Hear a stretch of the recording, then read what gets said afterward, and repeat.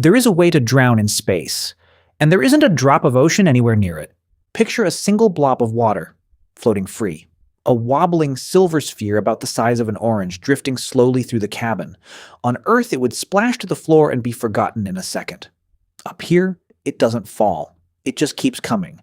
And if it reaches your face, something genuinely horrifying happens. Instead of splashing away, the water wraps around your nose and mouth and clings there, held in place by nothing but its own surface tension, forming a seal you cannot blow off or shake loose.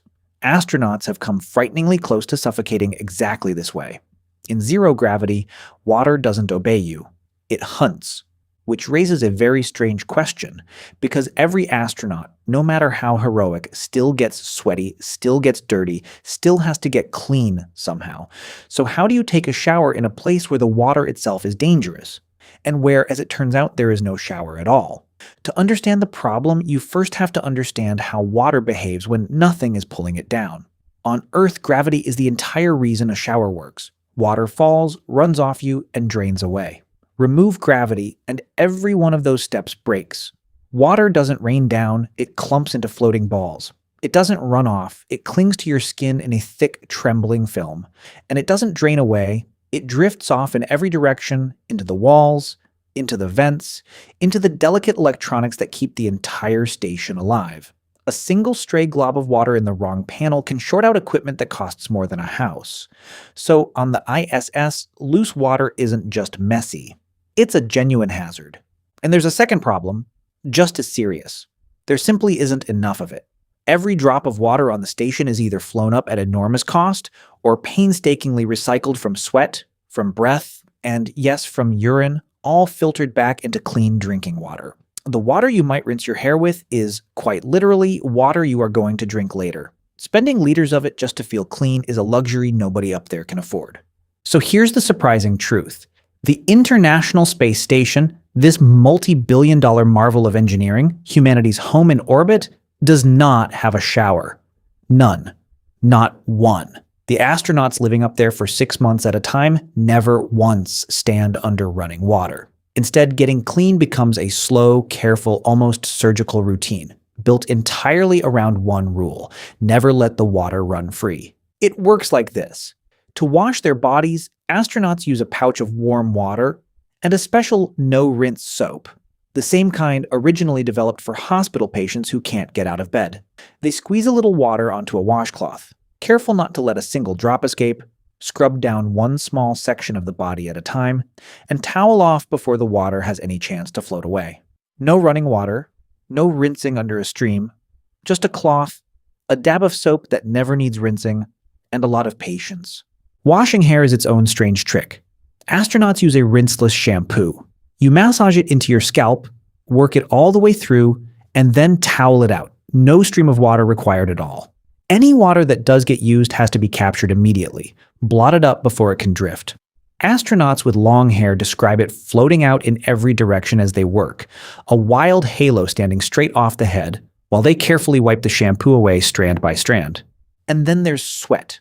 Remember, without gravity, sweat doesn't drip and fall away either. During those 2 hours of daily exercise, it pools on the skin, clinging in a growing, wobbling film across the forehead and arms until it's wiped off with a towel. There's no cooling off under a fan afterward, and certainly no jumping in a shower.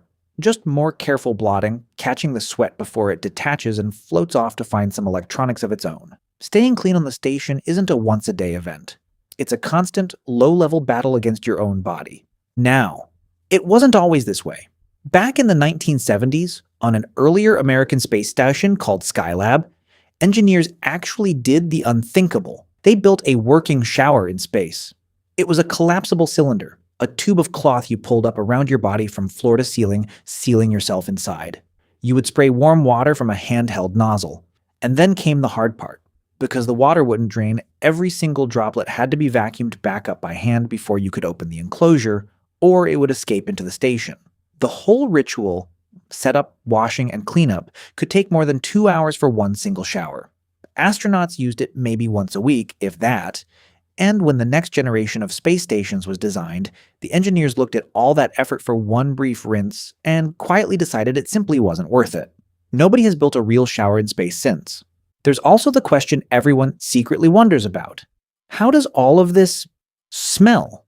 In a sealed metal can with several people and no windows you can open, body odor is a real engineering concern, not just a social one. The station's air filtration system runs constantly to scrub smells out of the air. And the crew are, understandably, very disciplined about staying clean with what little they have. But most astronauts say you adjust shockingly fast. That after a few days, the new normal just becomes normal, the way it might on a long camping trip with no showers for miles. Clothes get the exact same treatment for the exact same reason. There is no washing machine on the station either. Laundry, like showering, needs water the crew simply cannot spare. So astronauts just wear the same clothes for days, sometimes weeks at a time. Exercise clothes are the extreme case. After 2 hours of hard sweating with no way to properly wash them, a single pair of shorts might be worn for a week before it's retired. And when a garment is finally too far gone, they don't wash it. They throw it away, packing it onto a cargo ship that later burns up in the atmosphere. In space, it is genuinely easier to launch a fresh shirt all the way from Earth than to wash the one you're already wearing. It's worth remembering that even this careful routine is a luxury compared to the early days. The very first astronauts, crammed into tiny capsules for days at a time, had almost no way to clean themselves at all. A few wet wipes, if that, and a whole lot of just enduring it. Entire missions came and went with crews who never truly washed once from launch to landing. Measured against that, a warm cloth and a bit of no-rinse soap is practically a spa. Space agencies know this can't last forever. A trip to Mars could keep a crew sealed together for years at a time, and wipe yourself down with a cloth and hope for the best doesn't scale to a journey that long. So engineers are quietly working the problem, testing new rinseless products, experimenting with tiny recycled water spray systems, hunting for some way to give future explorers something closer to a real wash without ever letting the water loose. The shower may yet return to space. It just has to earn its place first. Given all of this, it's no surprise that when astronauts finally come home, one thing shows up again and again at the very top of the list of things they missed. Not their bed, not their car, a shower. A long, hot, completely ordinary shower, water pouring down, running off, swirling away down the drain, wasted gloriously and freely, is the single most requested luxury of nearly everyone who comes back from space. And that's the quiet miracle hiding in your bathroom. Tonight, you'll step under a stream of clean, hot water, let it run over you for as long as you like, and never once think of it as anything special. You will waste more water rinsing your hair than an astronaut is given for their entire body in a day. 400 kilometers up, someone is wiping themselves down with a single damp cloth, hunting every stray droplet before it can drift away and turn dangerous, quietly dreaming of the exact thing you are about to do without a second thought. The most ordinary shower on Earth is, up there, an impossible luxury. So take the long one tonight. Somebody in orbit would trade almost anything to stand where you're standing.